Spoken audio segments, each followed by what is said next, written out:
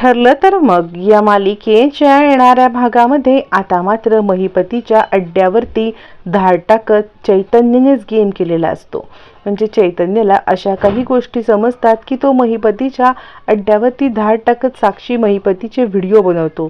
याच व्हिडिओच्या आधारे पोलिसांना मोठा पुरावा मिळतो आणि आता साक्षी आणि महिपती यांच्या विरोधात आता मात्र स्वतः चैतन्यनेच खूप मोठा डाव रचत त्यांना त्याच ठिकाणी आणलेलं असतं ज्या ठिकाणी अर्जुनने आणायला सांगितलेलं असतं. अर्जुनने आता मात्र चैतन्यशी मिळून डाव केलेला असतो की मी ज्या ठिकाणी सांगतोय त्या ठिकाणी साक्षी आणि महिपतीला घेऊन ये, मग त्या ठिकाणी गोष्टी कशा सुरळीत होतील ते बघ, कारण या सगळ्यामध्ये तुला सुद्धा फसवलं जाते, या सगळ्यामध्ये मधुभाऊंना पण फसवलं जाते आणि या सगळ्यामध्ये माझ्या डॅडाला पण फसवलं जाते. तिघांनाही फसवणाऱ्या व्यक्ती वेगवेगळ्या नाही आहेत, ह्या दोनच व्यक्ती आहेत, सगळ्यांना खेळवत आहेत. आणि सगळ्यात महत्त्वाचं म्हणजे रविराजांचा पण वापर केला जातोय, सिनियरचा पण वापर करून या सगळ्या गोष्टी घडवून आणतायत. त्यामुळे आपल्याला या गोष्टींमध्ये खूप आता मोठी क्लिअरिटी हवी असेल तर माझं तेवढं तू ऐक. मग मात्र आता चैतन्य सुद्धा अर्जुनच्या बाजूने वळत त्यांना दोघांना अशा ठिकाणी घेऊन येतो. इन्स्पेक्टरना अर्जुन त्या ठिकाणी घेऊन येतो आणि मग रंगतो थरार नाट्य. इथे सुरू होतो महिपती आणि साक्षीच्या शेवटाची सुरुवात. आता मात्र महिपती साक्षी अशा ट्रॅपमध्ये अडकतात की त्यांना तिथून पळूनही जाता येत नसतं आणि आता त्यांना तिथून अटक होण्याशिवाय पर्याय सुद्धा नसतो. अखेर आता कामगारांच्याकडून अर्जुनला समजतं की या ठिकाणी एक अशी व्यक्ती आहे जिने महिपतीची मदत केली. ती व्यक्ती कोण आहे हे शोधायला अर्जुनला कठीण जात नाही, कारण तो एक व्यक्ती सांगतो की ज्या वेळेला ट्रक लोड झाला ना तेव्हा कंटिन्युअस आपल्या स्टाफमधला एक मेंबर सुपरवायझर तिकडे होता. ॲक्च्युली त्याची इथे ड्युटी नव्हती, माझी ड्युटी होती, पण तरीसुद्धा तो तिकडे येऊन मला मदत करत होता. एरवी ॲक्च्युली मदतीसाठी कोणी नसतं, पण त्यावेळेला तो होता. सर मला त्याच्यावर डाऊट वाटतोय. अर्जुन म्हणतो ठीक आहे, तुम्ही त्याची ॲक्टिव्हिटी चेक करा. तो आत्ता कुठे आहे, तो ऑफिसमध्ये नॉर्मल येतोय का, किंवा तो आपल्या इथे काही माहिती काढतोय का हे तुम्ही बघा.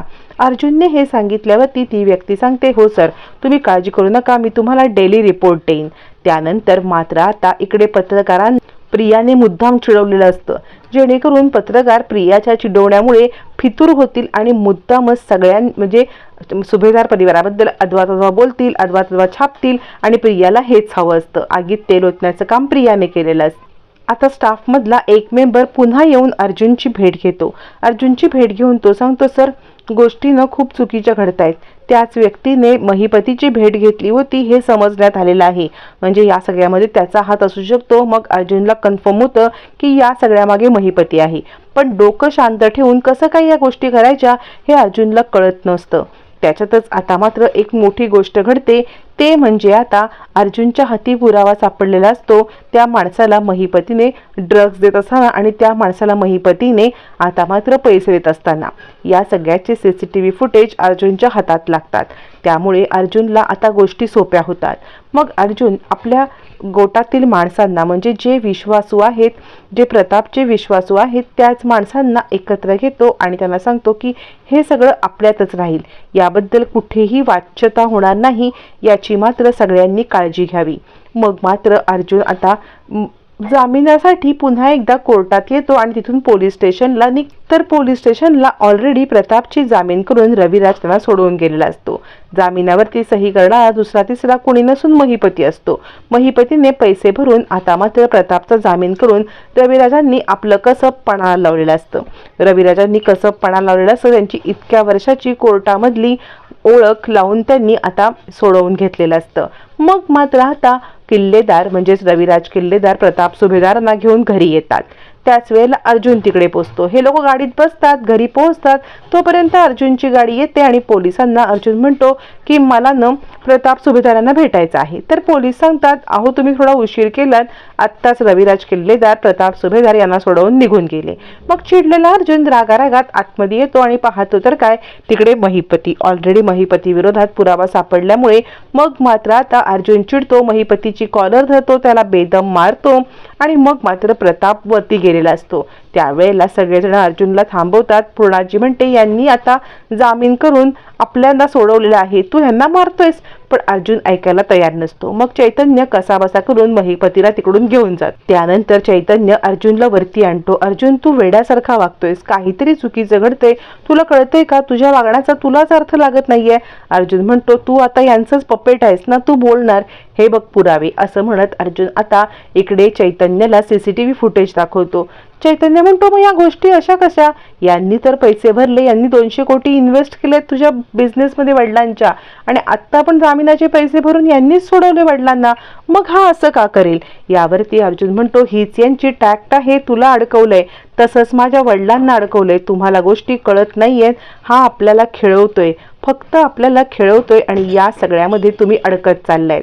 आता मात्र चैतन्य म्हणतो, मी तुझी मदत करायला तयार आहे, काहीही झालं तरी मी तुझी मदत करेन, मी तुला या सगळ्यातून बाहेर काढेन, काय करू बोल.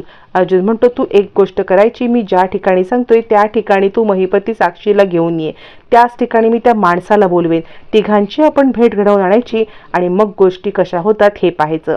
चैतन्य म्हणतो, ठीक आहे, तिथे असल्यावरती आपण सगळं काहीही करू शकतो, या दोघांना सुद्धा मी आणण्याचं काम करेन, त्या माणसाला तू आण, असं म्हणत प्लॅन ठरतो. आता मात्र चैतन्यने सांगितल्याप्रमाणे दोघं जण जायला निघतात. इकडे अर्जुन त्या माणसाला घेऊन येतो. तिकडे महिपती आणि साक्षी त्या ठिकाणी पोहोचतात.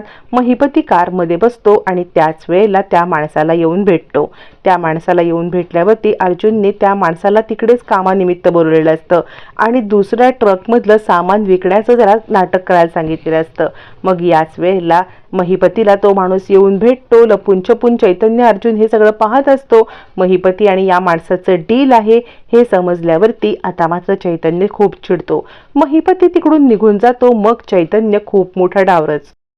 त्याच रात्री चैतन्य आणि अर्जुन त्या माणसाला भेटतात, त्याला धमकी देतात आणि सांगतात, हे बघ तुझे व्हिडिओ, आता तुझी फॅमिली तर पूर्ण संपेल, तुला कोर्टात चढावं लागेल, तुला कोर्टाच्या वाऱ्या कराव्या लागतील, जेलमध्ये अडकावं लागेल, खरं खरं काय ते बोल.